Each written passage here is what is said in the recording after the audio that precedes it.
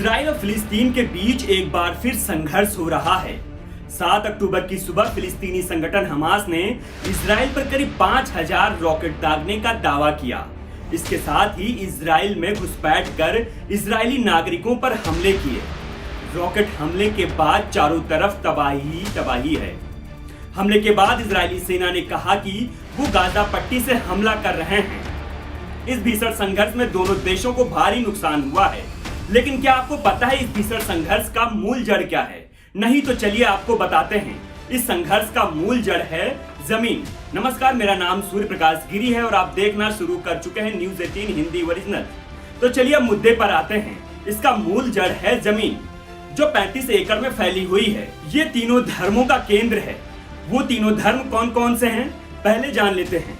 पहला धर्म है यहूदी, दूसरा धर्म है मुस्लिम और तीसरा धर्म है क्रिश्चियन।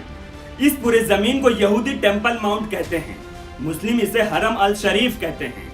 ये जो 35 एकड़ की जमीन है वो मुस्लिम, यहूदी और क्रिश्चियन धर्म के लोगों के लिए बहुत महत्वपूर्ण रखती है। तीनों धर्मों के लोग इस पर अपना अपना दावा करते आए हैं। यहूदी मानते हैं कि उसी जगह पर एडमकर का सृजन हुआ। यहूदी एडमकर को अपना भगवान मानते हैं। वहीं यहूदियों की एक और मान्यता टेम्पल माउंट से जुड़ी हुई है। वो ये है कि एक पैगंबर थे मोहम्मद इब्राहिम। इब्राहिम के 2 बेटे थे, इस्माइल और इजाक। मान्यता है कि इब्राहिम से ईश्वर ने उनके बेटे इजाक की बलि मांगी। जब बलि वाली जगह पर पहुंचे तो ईश्वर ने एक फरिश्ता भेजा। धार्मिक मान्यता है कि ईश्वर खुश होकर इजाक की जान बख्श दी। यहूदियों की मान्यता है कि इजाक को उसी जगह पर बुलाया गया था जहां पर आज के समय में विवाद हो रहा है। तो ये रही यहूदियों की मान्यता। अब बात करते हैं दूसरे पक्ष यानी मुस्लिम पक्ष की। मुस्लिमों के मुताबिक इस्लाम धर्म में सबसे पवित्र जगह है मक्का, दूसरी जगह है मदीना और तीसरी सबसे पवित्र जगह है हरम अल शरीफ यानी यरूशलेम की वो जमीन जिसको लेकर संघर्ष हो रहा है।